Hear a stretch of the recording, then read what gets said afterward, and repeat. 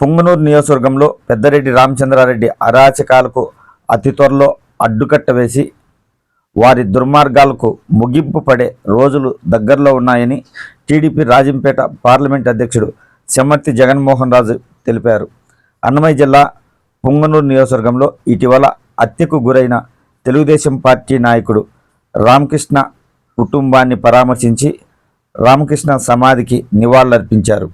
త్వరలో వైసీపీ నాయకులపై కూటమి ప్రభుత్వం తీసుకునే చర్యలతో అందరి నాయకులకు బుద్ధి వస్తుందని జగన్మోహన్ రాజు తెలపడం జరిగింది. ఈ సందర్భంగా ఆయన మృతి చెందిన రామకృష్ణ కుటుంబానికి ₹1,00,000 ఆర్థిక సాయం అందించారు. అలాగే చేస్తే సరిపోతుంది అని చెప్పి ఇంకా అరాచకాలు సృష్టిస్తూనే ఉన్నారు. కానీ వాళ్ళందరూ ఒకటే గుర్తుపెట్టుకోవాలి, ఇక్కడ వచ్చింది కూటమి ప్రభుత్వం.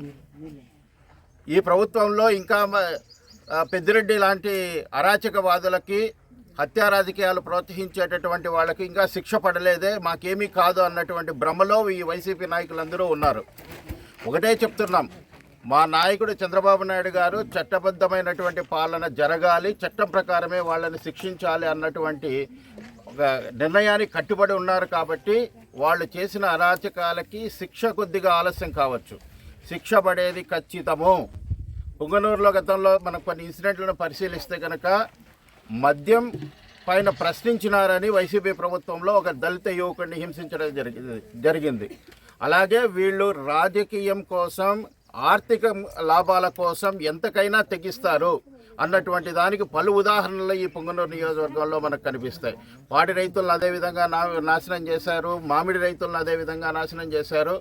ఇంకా కృష్ణాపురంలో కూడా గత ప్రభుత్వంలో ఒక MBA చదువుకున్నటువంటి భాగ్యలక్ష్మి పార్టీకి మద్దతుగా ఉంది, తెలుగుదేశం పార్టీకి, మాకు రాజకీయంగా అడ్డుగా వస్తుందని చెప్పేటటువంటి సందర్భంలో కూడా ఆమె పైన దాడి చేశారు, వాళ్ళ అమ్మకు కూడా గాయపరిచినారు.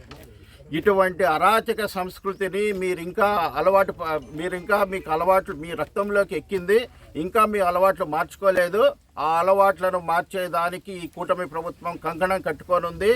కాస్త ఆలస్యమైనా కానీ మీకు పడేటటువంటి శిక్ష ఈ రాష్ట్రంలో అందరికీ గుణపాఠం అవుతుంది. ఈ కూటమి ప్రభుత్వం అభివృద్ధిని కాంక్షిస్తూ ఉంది. గ్రామాల్లో శాంతియుత వాతావరణం ఏర్పడితేనే ఈ రాష్ట్రం అభివృద్ధి చెందుతుంది, మనమంతా కూడా ప్రపంచంతో పోటీ పడవచ్చు అన్నటువంటి ఒక విజనరీతో ఈ కూటమి ప్రభుత్వం పనిచేస్తూ ఉంటే గనక మీరు ఇంకా అరాచకాలను ప్రోత్సహిస్తూనే ఉన్నారు. అయితే గనక మీకు జరిగేటటువంటి గుణపాఠం ఈ రాష్ట్రంలో అందరికీ కూడా ఆదర్శంగా నిలబడి ఈ గూండాయిజాన్ని, అరాచకాలని చేసేటటువంటి వాళ్ళకి ఒక గుణపాఠంగా భయం పుట్టేట్టుగా శిక్ష ఉంటుందని చెప్పి తెలుగుదేశం పార్టీ తరఫున తెలియజేస్తూ, రామకృష్ణ గారి కుటుంబానికి తీవ్రమైనటువంటి సంతాపాన్ని తెలియజేస్తూ, ఆ కుటుంబానికి తెలుగుదేశం పార్టీ అండగా ఉండి అన్ని అంశాలలో సురేష్, శివ యొక్క భవిష్యత్తుకు కూడా మేము అండగా నిలబడతామని ఈ సందర్భంగా తెలియజేస్తున్నాను.